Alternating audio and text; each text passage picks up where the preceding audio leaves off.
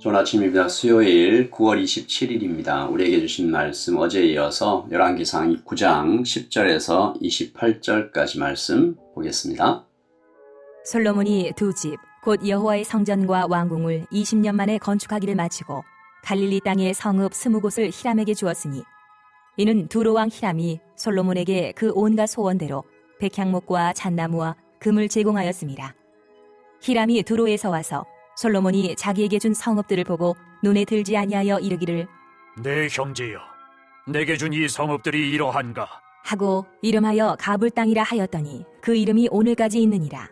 히람이 금 120달란트를 왕에게 보내었더라. 솔로몬 왕이 역군을 일으킨 까닭은 이러하니 여호와의 성전과 자기 왕궁과 밀로와 예루살렘 성과 하솔과 무깃도와 게세를 건축하려 하였습니다.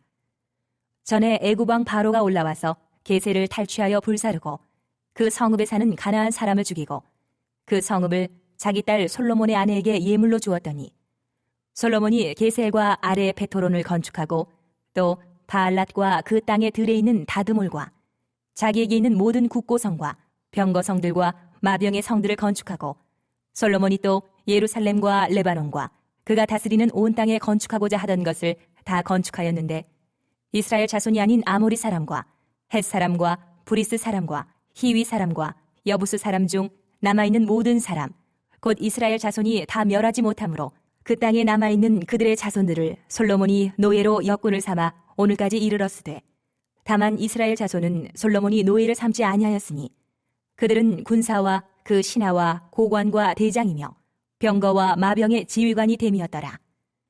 솔로몬에게 일을 감독하는 우두머리 550명이 있어 일하는 백성을 다스렸더라. 바로의 딸이 다윗 성에서부터 올라와 솔로몬이 그를 위하여 건축한 궁에 이를 때에 솔로몬이 밀로를 건축하였더라. 솔로몬이 여호와를 위하여 쌓은 제단 위에 해마다 3번씩 번제와 감사의 제물을 드리고 또 여호와 앞에 있는 제단에 분향하니라. 이에 성전 짓는 일을 마치니라. 솔로몬 왕이 에돔 땅 홍해 물가에 엘롯 근처 에시온 게벨에서 배들을 지은지라. 히람이 자기 종 곧 바다에 익숙한 사공들을 솔로몬의 종과 함께 그 배로 보내매 그들이 오빌에 이르러 거기서 금 420달란트를 얻고 솔로몬 왕에게로 가져왔더라. 아멘. 하나님의 말씀입니다. 한번 더 읽으시면서 묵상하시겠습니다.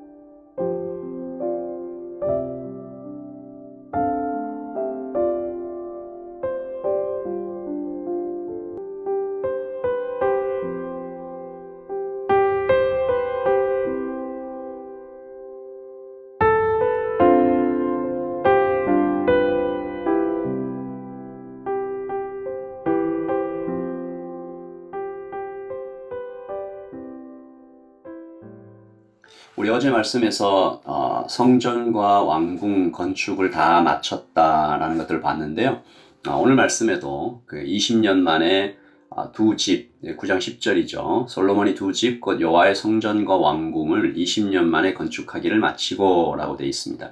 다 마쳤다. 그런데 아직 할 일이 남았다라는 거죠. 공사를 도와준 두로 왕에게 히람에게 이제 대가를 지불해 나가는 과정을 오늘 그리고 있는데 이 두로 왕이 백향목을 제공하지 않았습니까? 이 백향 쉽게 구할 수 없는 거고 기술자들도 파견했죠. 적극적으로 이 건축에 협력했다라는 것입니다. 솔로몬이 이미 그것들에 대해서 많은 돈을 비용으로 지불했지만 그것만으로는 충분하지 않다라고 생각한 것 같아요. 솔로몬은 땅을 내줍니다. 11절이죠. 갈릴리 땅의 성읍 20곳을 히람에게 주었으니 이는 두로왕 히람이 솔로몬에게 그 온갖 소원대로 백향목과 잣나무와 금을 제공하였습니다. 여러분, 땅은 저도 몇 번 이 말씀을 드렸지만 여러분, 이스라엘 사람들에게 땅은 단순히 재산이 아닙니다. 하나님의 약속 이라는 굉장히 큰 영적인 의미가 있죠. 그러니까 오늘 솔로몬은 하나님께서 약속으로 주신 땅을 이방 사람들한테 이렇게 넘기는 거죠.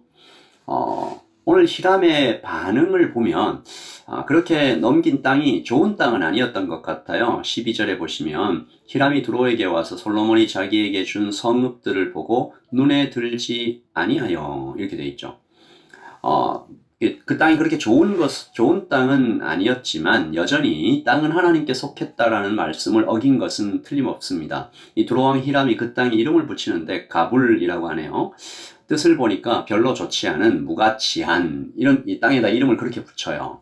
하나님의 땅이 무가치하다라는 이름으로 불리게 됐던 거죠. 사실 히람이 그렇게 부르기도 전에 솔로몬이 먼저 그렇게 생각한 거죠. 하나님의 땅을 약속의 땅이라는 영적인 의미로 부른 게 아니라 이 땅은 뭐 그렇게 가치도 없고 높은 땅, 이 산속에 있는 땅이니까 별로 그렇게 해서 넘겨준 겁니다.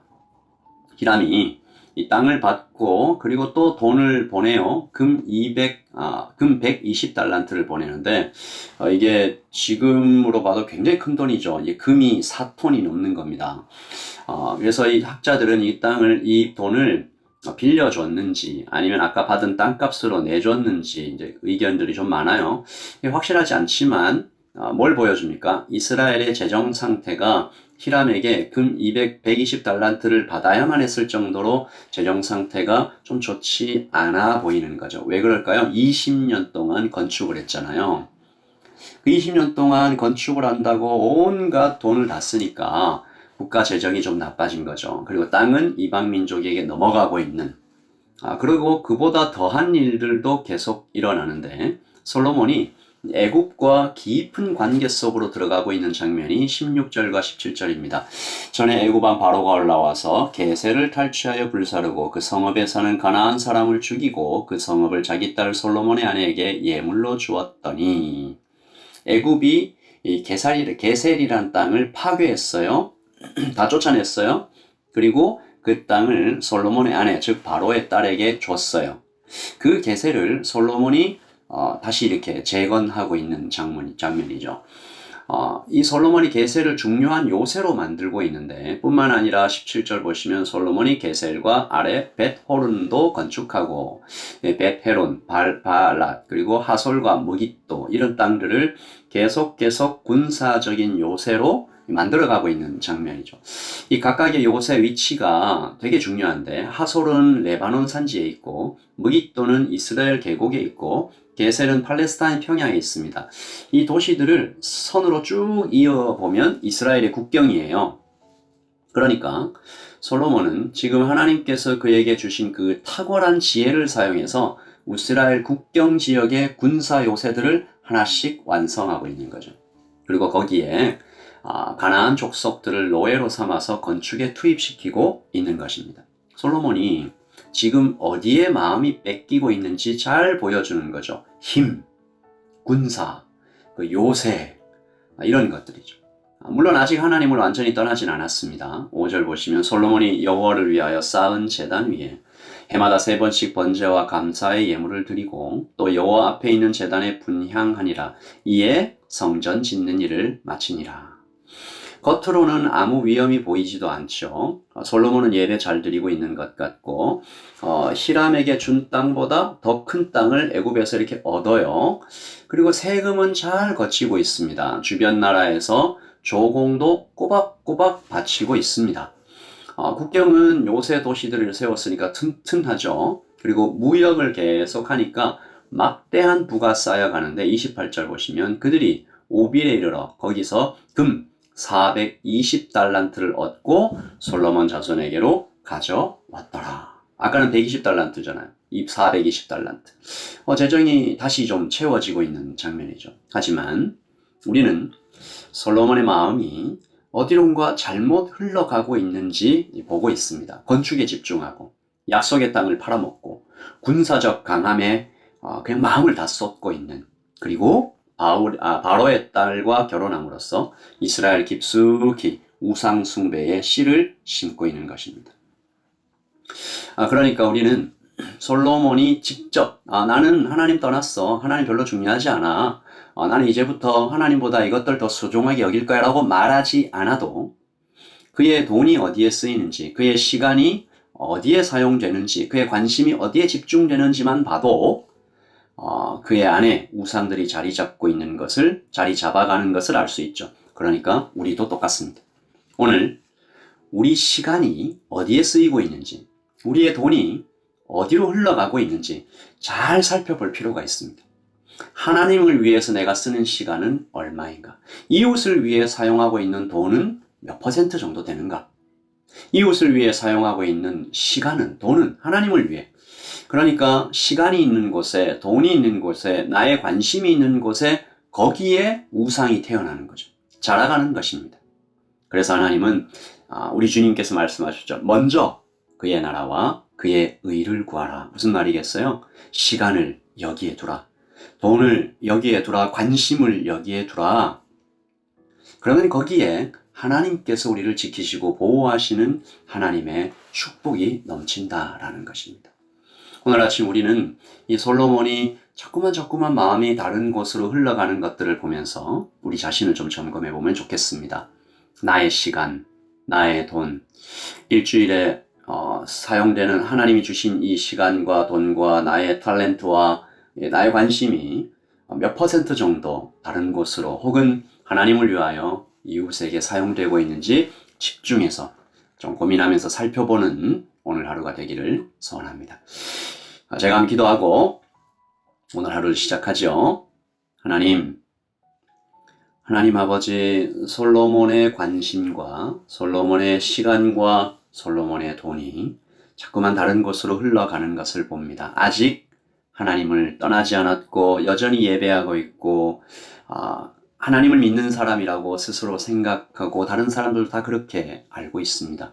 나라는 아직 번영하고 있고 솔로몬의 지혜도 변함이 없지만 아버지 하나님, 우리는 이 솔로몬의 행동을 보면서 불안하고 초조함을 감출 수 없습니다. 아버지, 우리를 바라보시는 주님의 마음이 혹시 그렇지 않은지, 너의 시간이 지금 어디에 사용되고 있느냐, 너의 돈이 어디로 흘러가고 있느냐, 너의 관심과 너의 탤런트는 무엇을 위해서 다 사용되고 있느냐.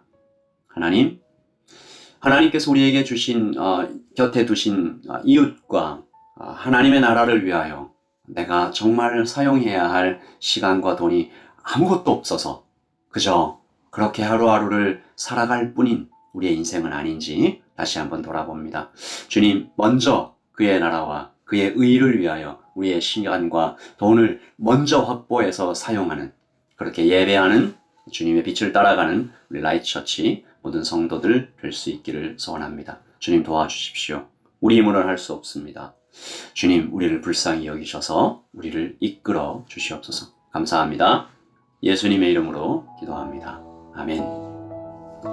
여러분, 오늘도 주께서 이끌어 주시는 대로 우리의 시간과 돈이 흘러갈 수 있도록 우리 기도하면서 하루를 살아가면 좋겠습니다. 여러분 평안하십시오. 샬롬.